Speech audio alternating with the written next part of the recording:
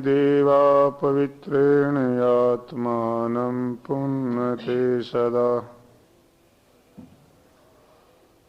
तेन सहस्रधारेण पावमानि पुनन्तु नः। पावमानि पुनन्तु नः। त्वं हीनः पिता वसो त्वं माता शतक्रतो बभूविथ। अधाते सुम्नमीमहे।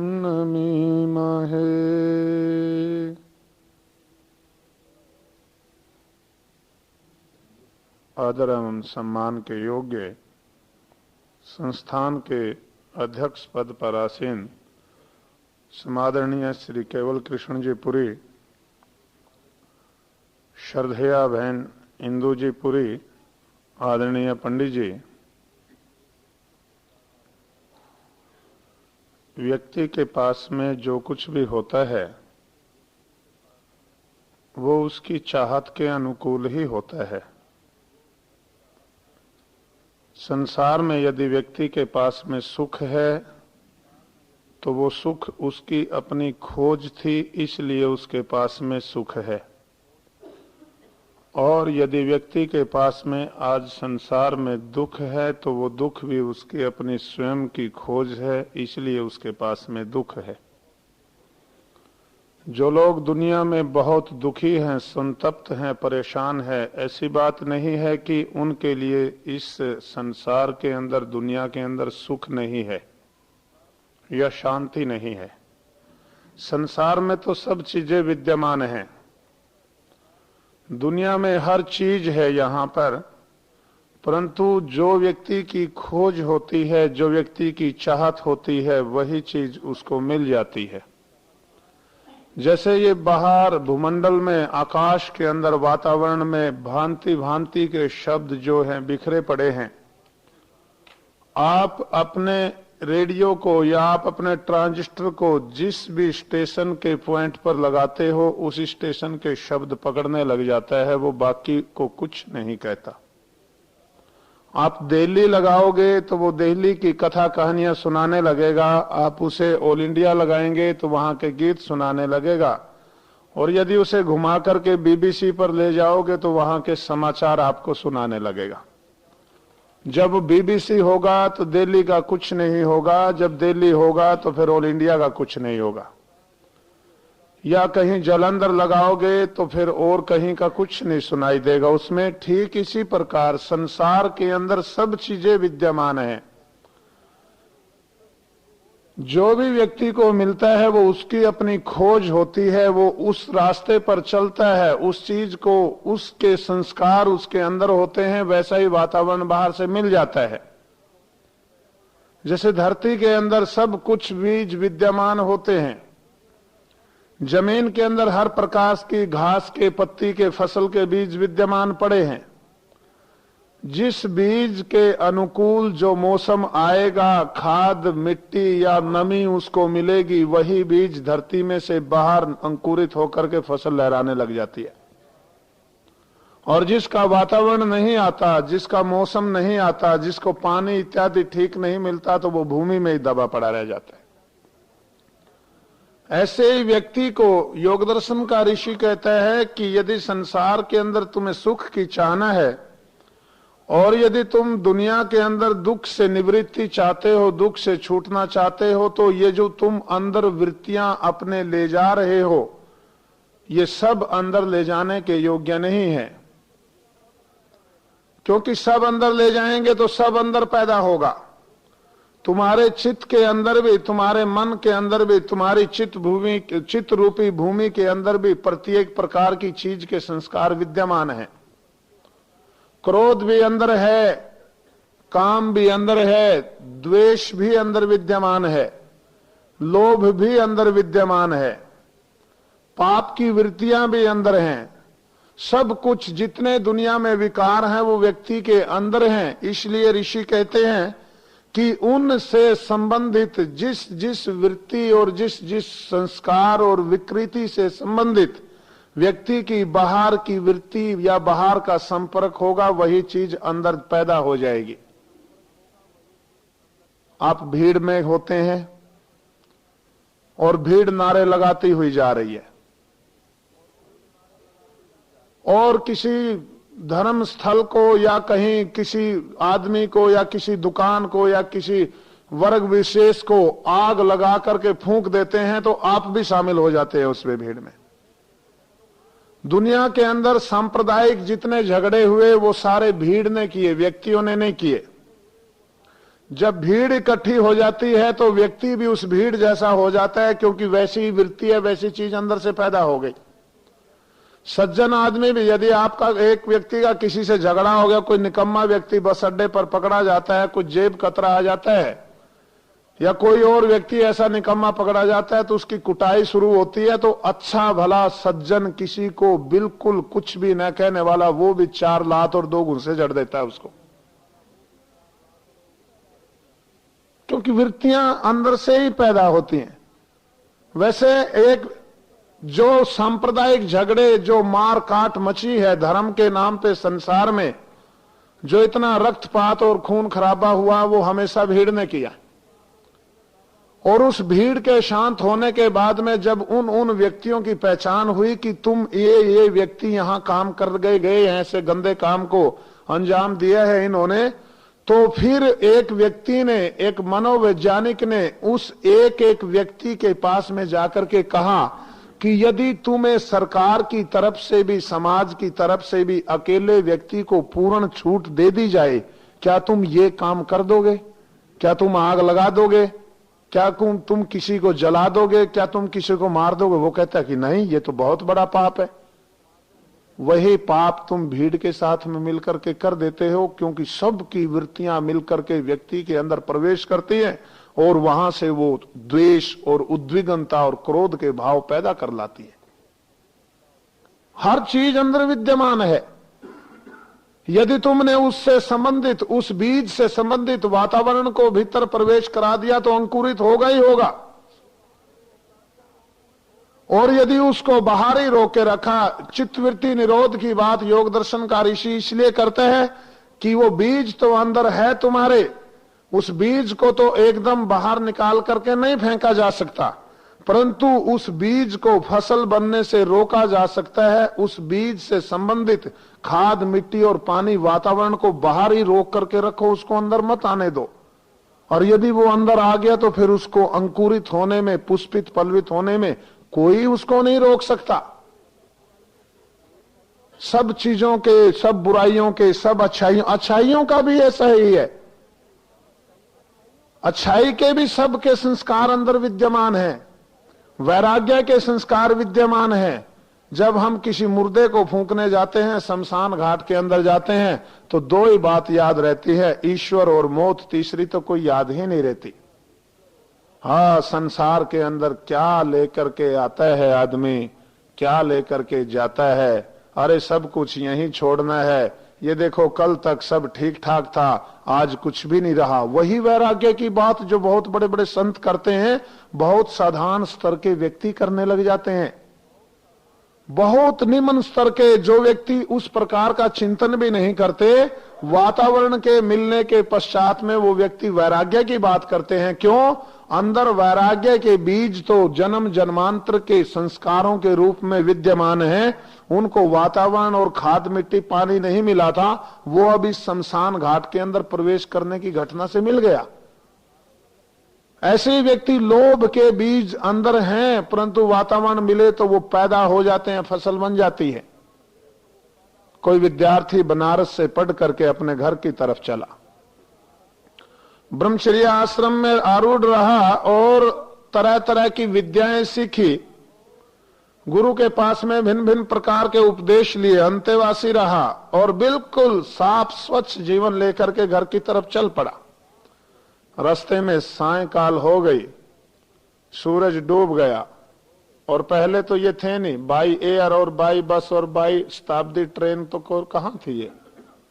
पहले तो बैलगाड़ी होती थी, बहुत धनी व्यक्ति के पास में घोड़ा गाड़ी होती थी, उससे भी अच्छा कोई धनी व्यक्ति होता था तो बहुत तेज दौड़ने वाली घोड़ी होती थी, नहीं तो व्यक्ति पैदल ही यात्रा किया करते थे। उनको कष्ट जरूर होता था परंतु दुख नहीं होता था। ध्यान दीजिए, कष्ट और दुख दोनों अलग अलग चीज हैं। कष्ट तो होता है अभाव में पैदा और दुख होता है भाव में पैदा। कष्ट होता है किसी चीज के न होने से, दुख होता है किसी चीज के अतिशय मात्रा में होने से। कष्ट होता है जिस चीज के अभाव में जो काम नहीं हो रहा उसके कारण, और दुख होता है कि जिसके कारण वो काम हो सकता था फिर भी नहीं हुआ इस कारण। जैसे एक व्यक्ति के पास में रोटी नहीं है, पेट में अंदर कचोट लगी हुई है, भूख अंदर से कलेजा खा रही है, कष्ट हो रहा है, उसे कष्ट है। उसके कष्ट को मिटाया जा सकता है, उस व्यक्ति को 4 रोटियां दे दो तो उसका कष्ट दूर हो गया। परंतु एक दूसरा व्यक्ति भी है, उसके पास में खाने के तो भिन्न भिन्न प्रकार के व्यंजन हैं परंतु भूख नहीं है, यह उसका दुख है।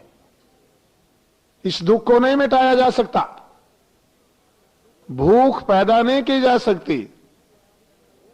परसों मेरे पास में एक व्यक्ति आया, कहने लगे महाराज जी कोई ऐसी चंगी दी पुड़ी दो, कोई ऐसी गोली दो मनु खांदे भूख लग जाए। मैंने कहा भाई जे गोली च भूख होंदी, जे पुड़ी च भूख होंदी तो जेडी डिब्बी च वो गोली रखी है उस गोली डिब्बी नूं गोलियां खा जाती। वो गोलियां उस डिब्बी नूं चट कर देंदी जेडी डिब्बी च वो गोलियां रखी हैं। गोलियों में भूख नहीं है, लोग ढूंढते हैं गोलियों में भूख। कष्ट होता है अभाव में। कष्ट और दुख दोनों चीज अलग अलग हैं, इसलिए पहले के लोगों को सिर्फ कष्ट होता था, दुख नहीं होता था। आज के लोगों को कष्ट नहीं होता परंतु दुख सबसे ज्यादा होता है। आज के लोगों को कष्ट नहीं है, पैर रखो तो मलमल का गद्दा, गाड़ी में बैठो तो पता नहीं क्या क्या नाम, आजकल तो नाम ही नहीं लेने आते हमें तो इन गाड़ियों के। एक तो वो है ना, वो ZEN क्या कहते हैं उसको, मैं उसे जिन कहता हूं, जिन। वो जिसको चिपट जाए तो फिर उतरने का नाम नहीं लेता। अरे एक बार किसी घर में ठहरे हुए थे तो रात को उनके घर में नई कार आई, सोए ना 2 बज गए। मैंने कहा भाई क्या बात, आप सो क्यों नहीं रहे, आपका रोज का इतना रूटीन है क्या? कहते नहीं महाराज जी और दिन तो हम 9-10 बजे ही सो जाया करते थे, बड़ा सज्जन परिवार था। मैंने कहा फिर आज क्यों नहीं सो रहे? कहता आज सबके दिमाग में कार घुसी हुई है, नींद को आने ही नहीं देती। सबके दिमाग में अंदर कार बैठी है क्योंकि नई आई है। आज व्यक्ति को कष्ट नहीं है परंतु दुख सभी को है। पहले व्यक्ति को कष्ट सभी को होता था परंतु दुख किसी को नहीं होता था। भूख होना, रोटी न होना कष्ट है, खाने को सब कुछ होना और भूख न होना ये दुख है। नींद का होना परंतु सोने के लिए पास में एक बोरी का या टाट का टुकड़ा भी न होना ये कष्ट है, बड़ा भारी का। एक व्यक्ति को नींद बहुत है, एक व्यक्ति के पास में नींद है परंतु उसके पास में बिस्तर नहीं है, उसके पास में बिछाने के लिए एक बोरी नहीं है, वो फुटपाथ पर ही सो जाता है, ये उसके लिए तो कष्ट है। कुली जो है माल ढोते ढोते रात को जब ट्रेन नहीं होती तो वहीं रेलवे की उस पे ही सो जाते हैं, कुर्सी पे ही, वहीं नींद आती है उनको और बड़े खर्राटे मार के सोते हैं। ये कष्ट कहा जा सकता है। परंतु घर में डल्लप के गद्दे है, आंखों में नींद नहीं है, ये दुख है। ये है व्यक्ति के लिए दुख।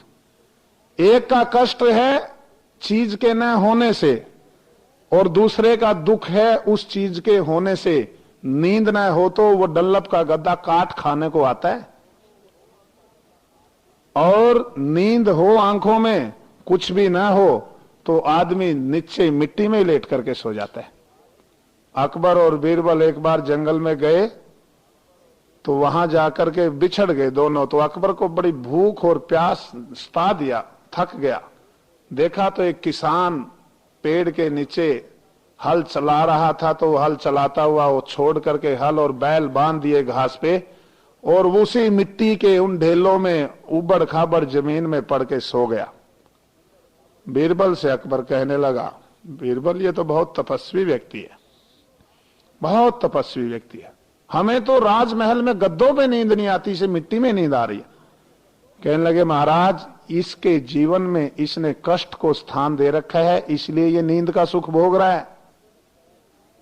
आपने जीवन में कष्ट नहीं उठाया, इसलिए आपको सुख नहीं मिल सकता। कहता है ये बात सिद्ध करो, नहीं तो मौत के घाट उतार दूंगा। मेरे ऊपर तुमने एलिगेशन लगा दिया कि मैं कष्ट नहीं उठाता इसलिए मुझे नींद नहीं आती। कहता है महाराज माफ करो, सिद्ध भी कर दूंगा। कि करो।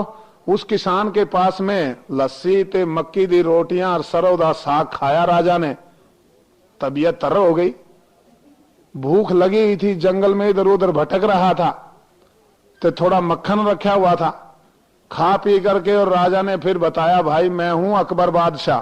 तो किसान बेचारा हाथ जोड़ के बैठ गया कि जी माफ करना मुझे, मेरे पास तो ये मक्की की रोटियां थी यही खिलाई है, आप तो बहुत अच्छी अच्छी चीज। कहता है भाई ये चीज आज तक नहीं खाई थी इसलिए स्वाद बहुत आया, और ले कभी मेरे ये एक कोई परीक्षा पत्र अपना दे दिया, कोई मोहर दे दी, जब कभी आवश्यकता पड़े तो मेरे पास वैसे आ जाना, आवश्यकता ना हो तो घूमने के लिए आ जाना, राजमहल दिखा दूंगा। दिखा दोगे कहा?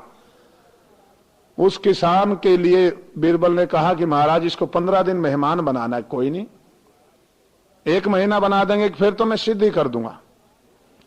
उस किसान को बुला करके राजमहल में बिल्कुल मलमल के गद्दे डाल दिए और बिल्कुल उसके सेवा के लिए परिचारिकाएं और परिचारक नियुक्त कर दिए, उसको कुछ कष्ट ही ना होने दिया। 29 दिन उसको बिल्कुल मलमल पे सुलाया, और एक दिन मामूली सा रुई के अंदर वो जो गद्दा नीचे था उसके नीचे उसमें 5-10 कहीं बिनोले छोड़ दिए, और उस दिन रात को किसान को करवट बदलते बदलते रात बीत गई, नींद नहीं आई। और अगले दिन शिकायत की किसान ने राजा को कि महाराज आपने तो बड़ा अन्याय किया मेरे साथ। क्या? रात को मेरे गद्दे के अंदर कुछ 10-5 बिनोले रह गए थे, वो सारी रात मेरी कमर में चुभते रहे। कहने लगे अरे वो इतने बड़े बड़े मिट्टी के ढेले तेरी कमर में नहीं चुभे? तू अपने खेत में सो रहा था पड़ा हुआ, वो इतने बड़े बड़े मिट्टी के ढेले तेरी कमर में चुभे नहीं, ये रुई के बिनोले जो अंदर गद्दे में रह गए थे ये तेरी कमर के अंदर चुभ गए, तू क्या बात कर रहा है? बीरबल कहता है महाराज इसने अपने जीवन से कष्ट को निकाल दिया, इसलिए ये छोटा सा रुई के अंदर रहा हुआ बिनोला भी से बहुत बड़ा दुख देगा। सोने के लिए यदि बिस्तर नहीं है तो कष्ट है, परंतु डल्लप के गद्दे हैं और एल्प्रेक्स खाए बिना नींद नहीं आती।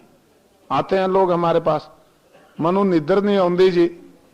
मैंने कहा तुसी बुलांदे ही नहीं उन्हों, बुना बुलाए किथों आए, तुसी बुलाया करो। कहते जी बुलांदे तो हैं, वो तो आंदी नहीं, फिर असी अल्प्रैक्स लेके सोंदे हैं। अल्प्रैक्स में नींद नहीं है, वो तो आपको बेहोश करती है, मूर्छित करती है, सेंसलेस कर देती है।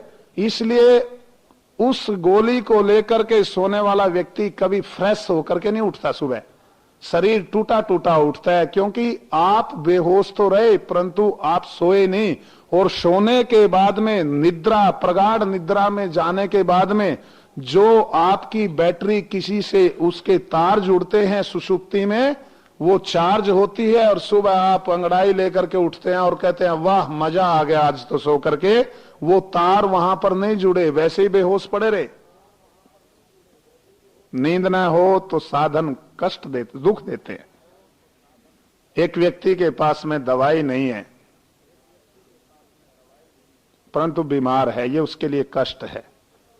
एक व्यक्ति का घर का हॉस्पिटल, घर के 12 doctor, medical store, manufacturing factory, सब कुछ घर की है परंतु स्वास्थ्य नहीं है, ये उसके लिए दुख है।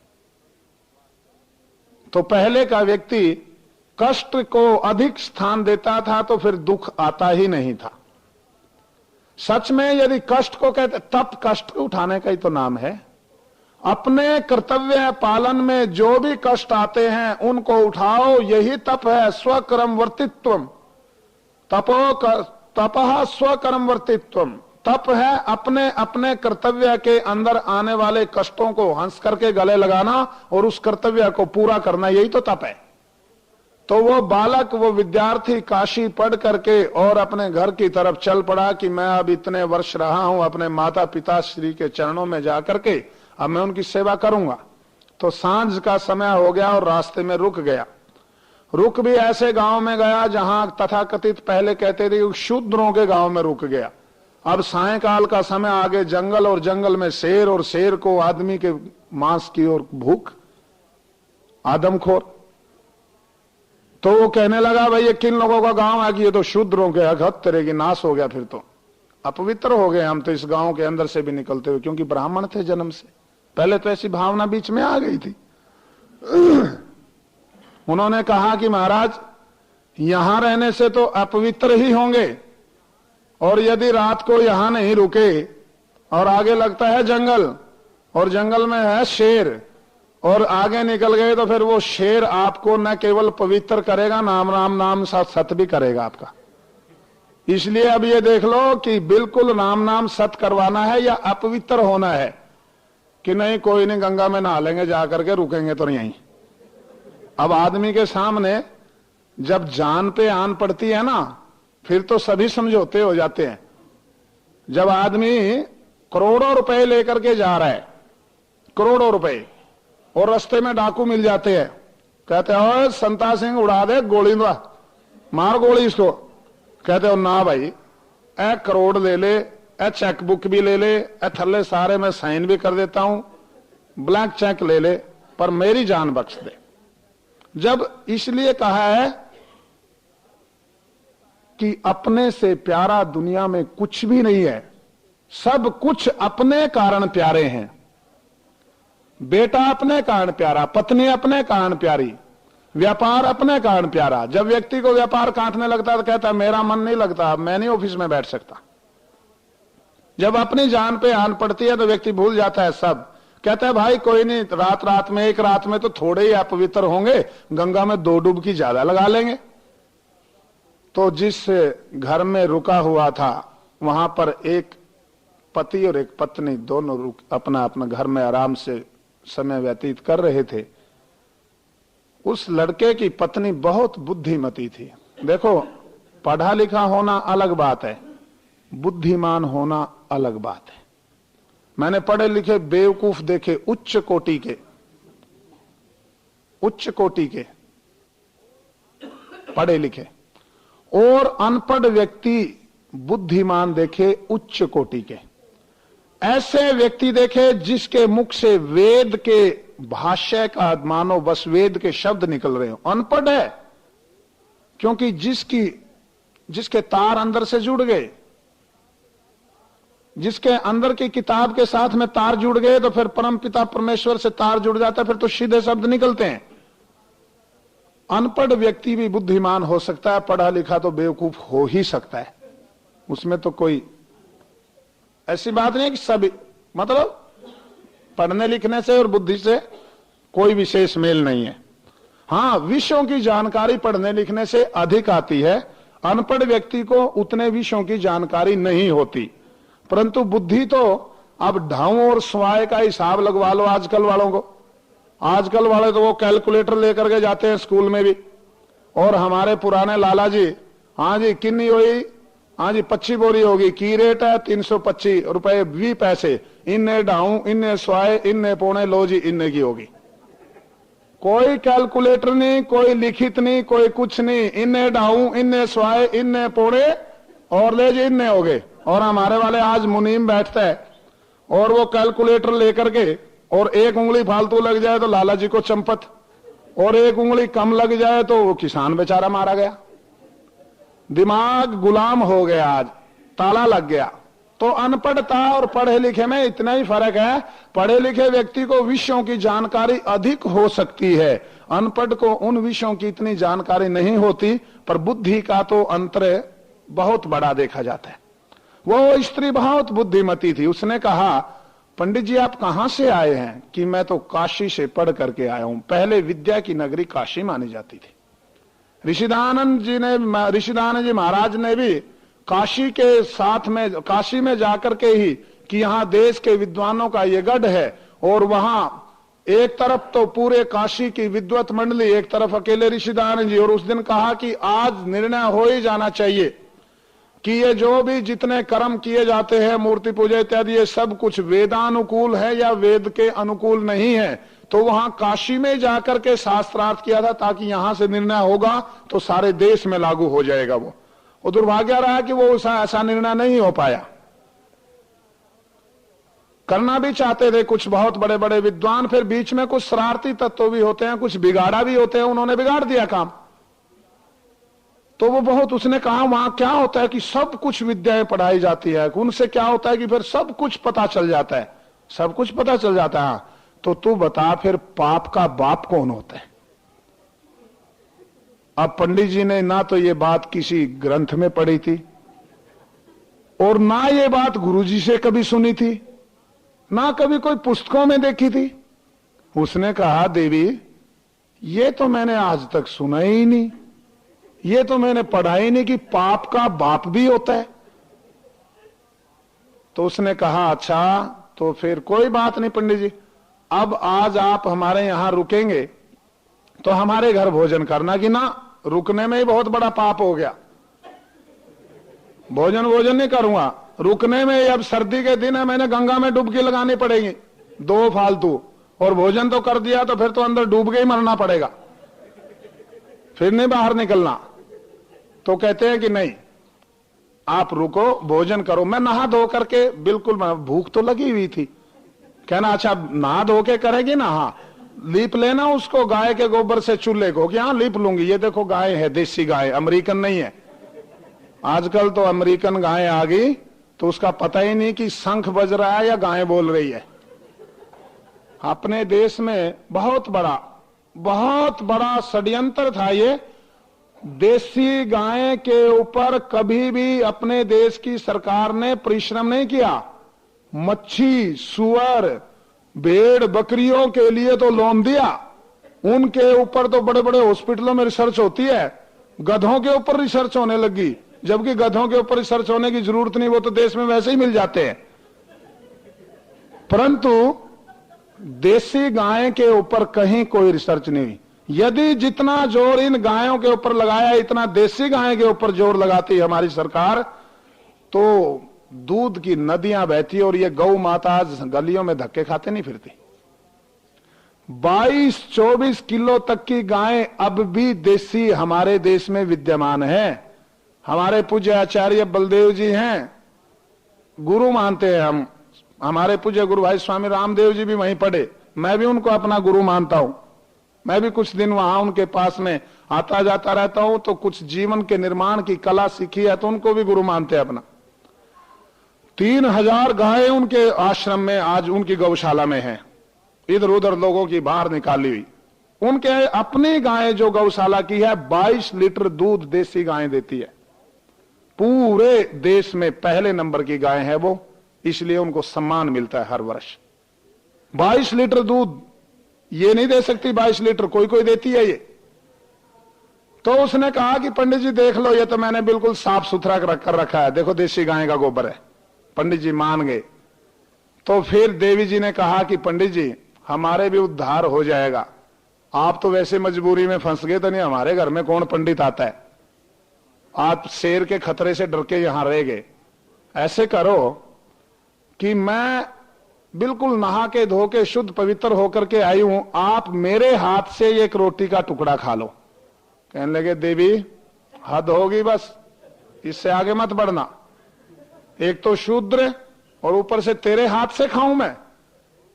पंडित जी को देवी जी ने 2 सोने की असरफियां दिखाई कि मैंने बहुत विवाह के समय संभाल के रखी थी, कि यदि कोई ब्राह्मण मेरे हाथ से रोटी का एक टुकड़ा खा ले, बाकी सारे अपने हाथ से ही खा ले चाहे, तो मैं उसे ये सोने की 2 असरफियां दान में दूंगी। कहने लगे हाथ तो तूने लाइफ बॉय से तो धो रखे है ना,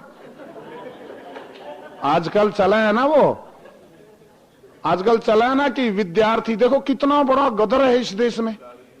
विद्यार्थी ने पूरी, वो छोटा सा बच्चा अपने भाई को लेने आता है तो वो देखो ऐड के भी कैसे कब्जा व्यक्ति के दिमाग पर जमाया जाता है। ये द हिडन परसुएडर लिखा एक इंग्लैंड के मनोविचारिक ने कि चीज खरीदी नहीं जा रही, खरीदवाई जा रही है। अब लाइफ बॉय खरीदा नहीं जा रहा, खरीदवाया जाता है। कैसे? एक छोटे से बच्चे को जब वो पूछता है कि तूने लाइफ बॉय में हाथ धोए क्या, और जब उससे बच्चा वापस लेते हैं वो माता पिता, तो पूछता है लाइफ बॉय में हाथ धो के आए क्या? बस वो लाइफ बॉय खरीदा जाएगा। अब वो मिट्टी और राख तो गई, मिट्टी और राख। मैं कई, हमारे पूज्य गुरुजी वो इतना साबुन का प्रयोग नहीं करते, तो रेल में एक बार यात्रा कर रहे थे, तो महाराष्ट्र के अंदर यात्रा पे जाना था, तो हमने मिट्टी ले ली लिफाफे में, तो हम वहां मिट्टी में हाथ धुलवा रहे थे, हम भी उसी में धो रहे थे। तो एक बहुत कॉलेज के अप टू डेट कुछ लड़के और लड़कियां यूं मुंह सिकोड़ लिया हमारी तरफ कि देखो कैसे, कितने पिछड़े हुए हैं ये लोग, मिट्टी में हाथ धो रहे हैं। मैंने कहा जी विकसित जी, आप, हम तो पिछड़े हैं ही, आप तो विकसित हो ना, सिविलाइज्ड हो, एजुकेटेड हो। चलो हम ये बताओ, ये जो आपने ये आपके सूखी सूखी हुई है चमड़ी, तो ये क्या बात है इतनी सूखी क्यों? जी आज मैंने बोरोप्लस नहीं लगाई इसलिए सूखी है। मैंने कहा तो फिर हमारी बोरोप्लस अंदर ही है और ये मिट्टी उसको बाहर नहीं निकलने देती। तो पंडित जी ने कहा कि कोई बात नहीं, फिर तो चल जाएगा, पर एक ही टुकड़ा खाऊंगा, कोई बात नहीं। फिर उसने कहा, देवी ने, कि महाराज जी एक संकल्प मेरी सास कर गई थी। क्या? कि कोई पंडित यदि हमारे शूद्रों के घर में आकर के और एक ग्रास झूठा खा ले तो उसे बस हम तो तर जाएंगे। कहने लगे बस बस बस, अब तरने तुरने की बात नहीं, तुम तर जाओगे तो मैं डूब जाऊंगा। कहते नहीं महाराज, आगे की तो सुन लो। क्या? कि उसको 51 रुपए सोने की असरफियां दक्षिणा में मिलेगी। कहते अच्छा हाँ, फिर जब पहले कोलगेट में दांत साफ करके आ। आजकल वाला तो बोल देगा कि कोलगेट से साफ कर ले दांत। उसने कहा अच्छा चलो कोई बात नहीं। सोच लिया मन ही मन कि 6 महीने लगातार गंगा के किनारे बैठेंगे तो 60 असरफियां तो पहले बहुत बड़ी चीज होती थी। और उस देवी ने यूं जब अपने मुंह की तरफ वो टुकड़ा करके और पंडित जी की तरफ किया और पंडित ने मुंह खोला तो उसने खींच के थप्पड़ मारा। कहने लगा बेवकूफ, अब भी तुझे पता नहीं चला कि पाप का बाप कौन होता है? कहने लगा देवी जी अब पता चल गया जब थप्पड़ लगा। क्या होता है कि लोभ ही पाप का बाप होता है।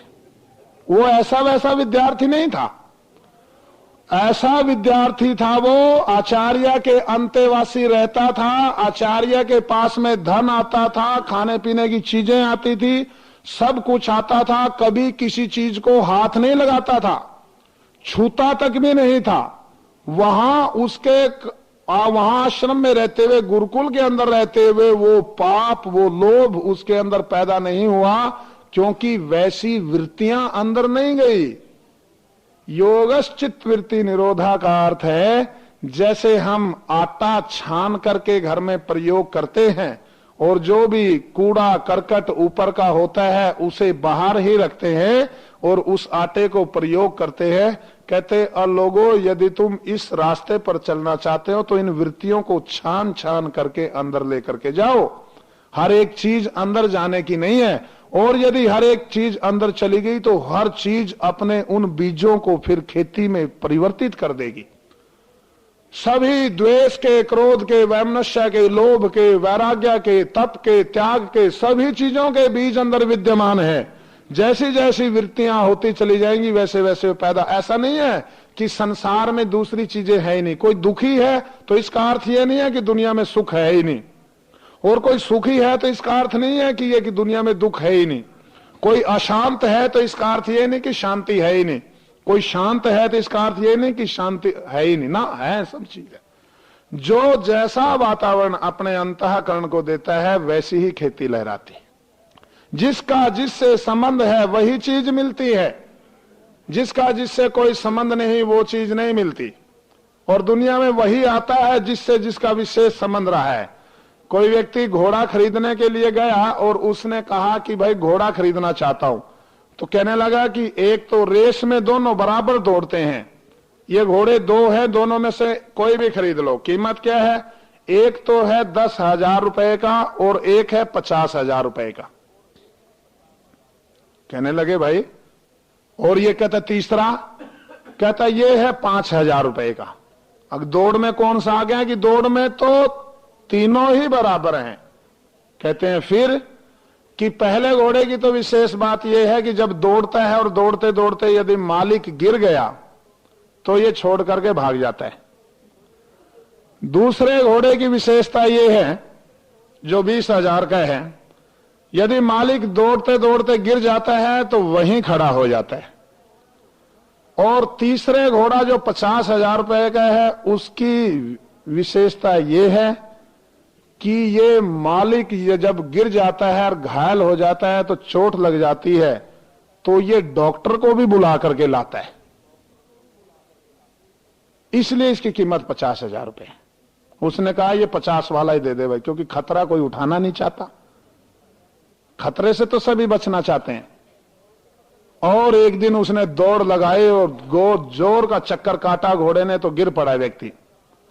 और गिरा था भी थोड़ा सा जानबूझ के कि एक्सपेरिमेंट कर ले, कहीं ठग तो नहीं लिए। वो गिरते ही ये थोड़ा मोढ़ा नीचे उतर गया, मोढ़ा फिर तां करने लगा तो तां तो हुआ ही नहीं। तो फिर वो लेट गया वहीं की सोचा 50,000 रुपए खर्च कर रखे हैं तो डॉक्टर की तो इंतजार करनी पड़ेगी। तो घोड़ा थोड़ी देर बाद में डॉक्टर को लेकर के आया और उसने देख करके अपना मत्था पीट लिया। और उस अगले दिन उस घोड़े की लगाम पकड़ के वो व्यक्ति बोला कि भाई पकड़ अपना घोड़ा। कहने लगे क्यों? कि भाई ये बात नहीं बनेगी। क्या बात है भाई? शर्त जो मैंने बताई थी वो तो पूरी उतरी, शर्त तो पूरी उतरी, फिर क्यों वापस देना चाहता है? दौड़ा नहीं कि दौड़ा, तू गिरा नहीं कि गिरा, फिर ये डॉक्टर को नहीं बुला के लाया कि लाया। कहने लगे फिर वापस क्यों करता है? कि भाई डॉक्टर को तो बुला लिया पर डंगरों वाले डॉक्टर को बुला लिया, आदमियों वाले। अब आदमी वाले डॉक्टर को घोड़ा कैसे बुला के लाएगा? उसका तो संपर्क हमेशा डंगरों वाले डॉक्टर से रहा है। ऐसा नहीं है कि दुनिया में आदमियों के डॉक्टर नहीं हैं, पर उनसे घोड़े का संपर्क नहीं हुआ। हमेशा जब भी हुआ तो डंगर वाले डॉक्टर से ही हुआ। तो जिसका जिससे जितना संपर्क है, जो जिससे जितना जुड़ा हुआ है, वही चीज अंदर पैदा होगी। जिसका लोभ की वृत्तियां बाहर से आ रही हैं, वो अंदर से भी लोभ का वृक्ष पैदा होगा। जिसका द्वेष की वृत्ति बाहर से द्वेष आ रहा है, अंदर से भी द्वेष पैदा होगा। बाहर से वैराग्य है, कहीं प्रवचन सुना, कहीं व्याख्यान सुना और विवेक की वैराग्य की बात हुई तो अंदर से विवेक जाग उठता है। मुर्दे को देखते हैं तो वैराग्य पैदा होता है। कोई सुंदर शरीर का कोई व्यक्तित्व दिखाई जाता है तो कामनाएं पैदा होती हैं। धन दिखाई देता है तो लोभ पैदा होता है। और अपनी मर्जी से आता हुआ किसी को बुरा नहीं लगता। फिर कहते हैं कि जो अपनी मर्जी से आ रहा है तो क्या है? लोभ के भी रूप है, उसको दूसरा रूप दे देते हैं कि अपनी मर्जी से आ रहा है। मियां जी ने रोजों में व्रत रख लिया, रोजे थे तो व्रत रखा कि अब मांसाहार नहीं करेंगे। ईद के हमने वो ईद के मौके पे इनकी रमजान का जो महीना होता है, मांसाहार नहीं करेंगे। अब बाकी जो इन्होंने नहीं किया था वो खा रहे हैं, मियां जी देख रहे हैं। तो उसने एक दिन कोई सब्जी कोई बनाई नहीं, तो कहने लगे कि मियां जी क्या खाओगे? फिर वो सायंकाल रोजा खोलना था किसी से, कहते क्या बनाया? कि वो तरी है थोड़ी सी, वो बनाई थी मुर्गी, और तो मुर्गी हम खा लेंगे, वो तो पानी है तरी के साथ, तू रोजा खोल ले। कहता तो चलो ले आओ। फिर जब वो पतीली में से तरी डालने लगी और एक वो मुर्गी की टांग भी साथ में आई तो उसने कड़छी से रोक ली। कहती ना, कड़छी से मत रोक, जो अपनी मर्जी से आता है उसे आने दे। मैं ले थोड़े ही रहा हूं, मैं ले नहीं रहा, तू दे नहीं रही। भाई नियम तो भंग जीव होगा, नियम तो भंग तब होगा जब मैं लूं और तू दे। अब मैं ले नहीं रहा, तू दे नहीं रही, जो अपनी मर्जी से आ रहा है उसे तो आने दे, उसे क्यों रोकते हो? लोभ के व्यक्ति के रूप हो गए, अनेकों प्रकार के रूप हो गए।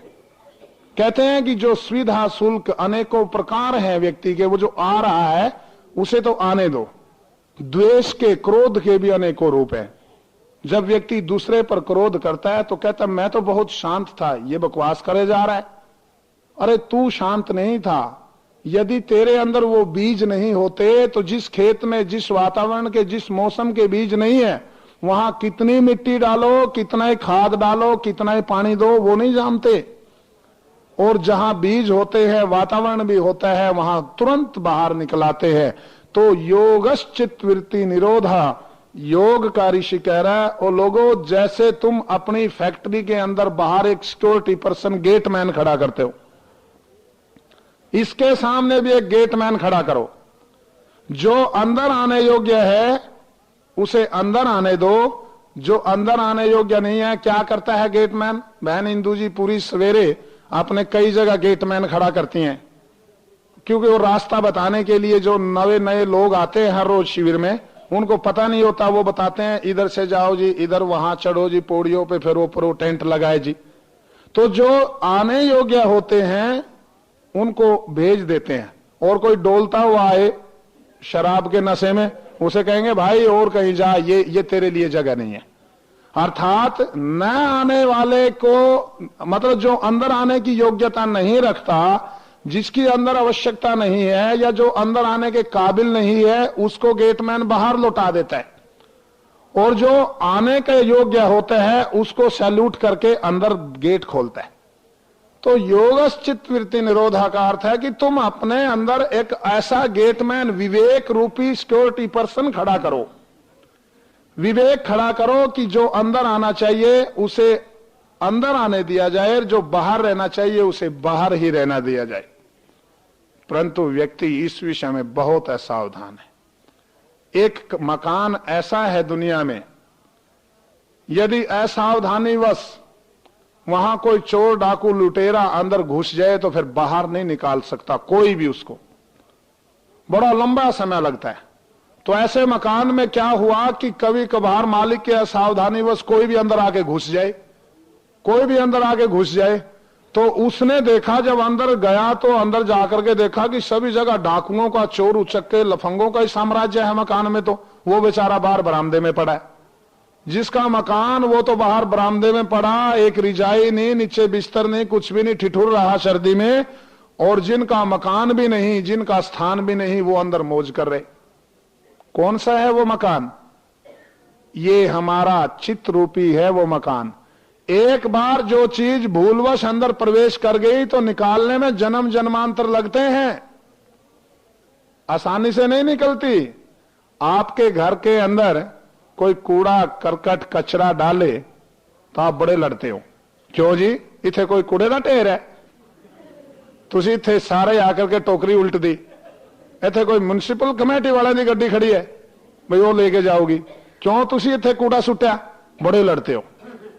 जिसको कि बड़ी आसानी से उठा करके बाहर फेंका जाता है, और कोई आपके चित्त में, मन में कूड़ा करकट डाले, बड़े खुश होते हैं। आओ जी चाय जी, ओए कुड़िए चाय जी नु चाह दा कप लिया के दे, सुनाओ जी।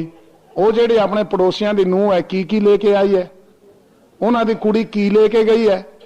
ये जो आपके अंतःकरण में कूड़ा करकट डाल रहे हैं उसको आप बड़े प्रसन्नता से उसका आदर और सम्मान करते हैं, और जो मकान में, आंगन में डाल रहे हैं, जिसको बड़े आसानी से निकाला जा सकता है, उसके साथ में लड़ते हैं।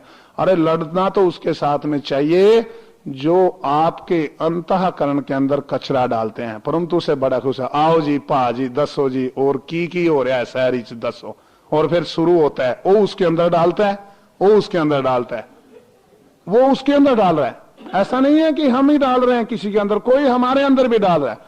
लिखना, पढ़ना, बोलना, सुनना, बात करना, विचार करना, ये क्या है? ये आदान प्रदान है। आदान प्रदान का अर्थ क्या है?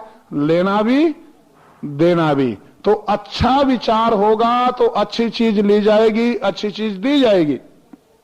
घटिया विचार होगा, निंदा, द्वेष, चुगली, वैर, विरोध का विचार होगा तो वही चीज ली जाएगी और वही चीज दी जाएगी। अब देने को तो बहुत दे दिया, घड़ी कह गई कि मुझे भी माफी दो, बोले ही जा रहे हो तो घड़ी चुप होने का संकेत करती है। बाकी बातें कल करेंगे। ओम शांति।